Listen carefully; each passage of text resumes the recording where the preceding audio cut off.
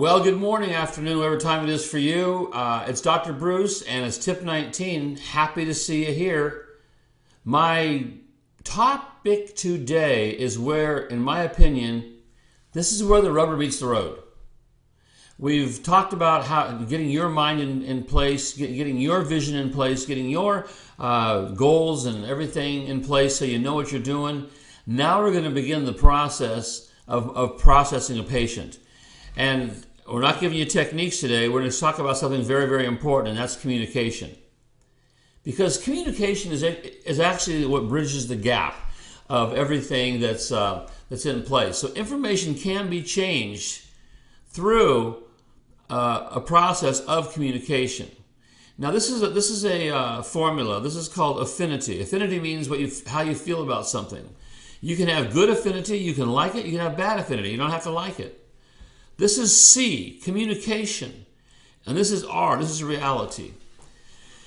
Every one of your patients that walks through your office, every person you meet, every person that you ever come in contact with has a reality about life.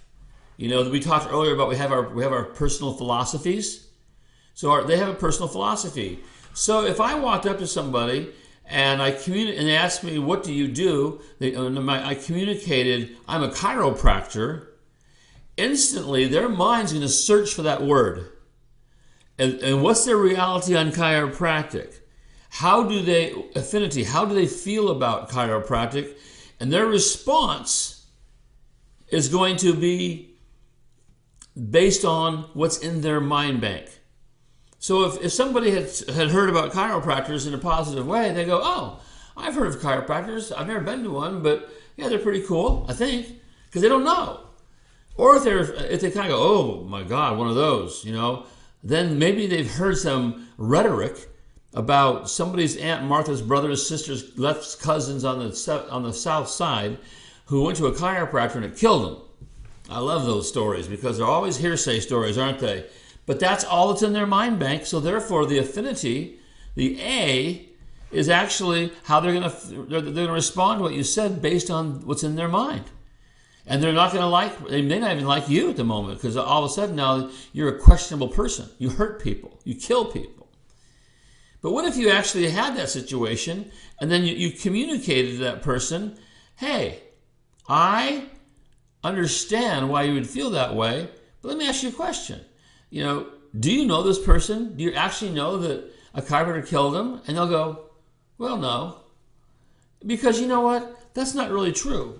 Actually, chiropractors help people. They don't hurt people. And especially in my situation, in my office, we help people. And I might tell them about chiropractic. Now, by communicating my reality to their reality, their affinity can actually go from a negative affinity to a positive affinity. They can actually start going, oh, well, that seems different. So you change their affinity and their reality through communication, which equals understanding. Make sense? So most people who are ever disrespectful to you, that'll say things like, oh, I believe in you chiropractors, you're really good for snapping the back, or whatever, just understand. Just love them anyway and realize that's just their reality. They don't know any difference. No one's taken the time to ever communicate that. But any reality can be changed through good, honest communication. And it goes something like this. So you have an intention. You have an idea in your mind that you want to deliver. So what you want to be heard and understood is from you. Well, this is not you, a baseball guy, but just a picture of a guy who has intention, I guess. And then you deliver it to that person. You tell them what you want them to know.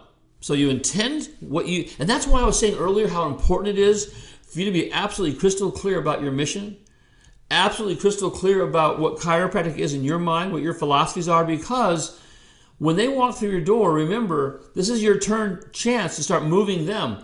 I guarantee you, they're all walking through the door with a medical model on their mind. They're all walking through the door wanting treatment.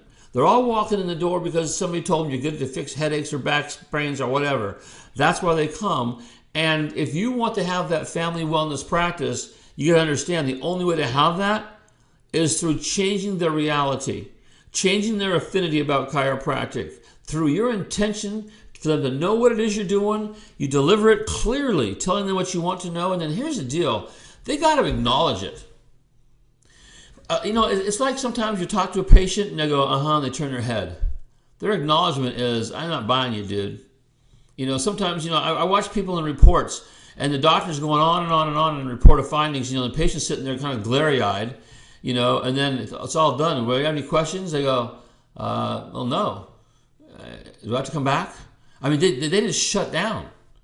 And sometimes, in fact, the other day, I was talking to a client, and he was telling me that he came in and gave a report of findings, and the patient said they would think about it. And then he let them go, which to me, that's a terrible thing. If someone says, let me think about it, my first question is this: specifically, what do you need to think about? And the reason why I'm asking you that is because most likely, you're not going to get the information that you really need if you're just thinking about it. I can help you and I can answer your questions. But I certainly can't. If you go think about it, you don't really have the information, I don't believe, to really think strongly in an affirmative way. Anyway, this patient went off and they allowed him to go and think about it. And all of a sudden they came back and she was in the adjusting room. And he adjusted her, then she left, and she came back the next day, she adjusted her again, and he asked me, he says, what do I do with this patient? And I go, well, what do you mean what do you do with him? Well, I gave her a report the other day, and she never said yes or no, and she just showed up for treatment. And unfortunately, he was just doing it. That's just bad procedures. He was afraid. The acknowledgement was she was there, but they didn't have an agreement. And so sometimes we don't communicate enough with patients. We're afraid to say things to them like we can't say it. You can say whatever you want to. You got to have total acknowledgement that they understand. When you tell the chiropractor, and that's why I disagree a lot with people trying to turn their patients into philosophical chiropractors. I really have found that you drip a little information on people and they'll start assimilating it slowly.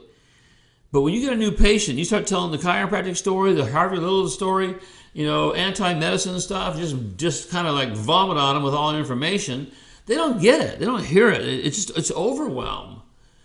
And that is why through my process of learning how to practice this communication right here I'm talking about, this was my tipping point.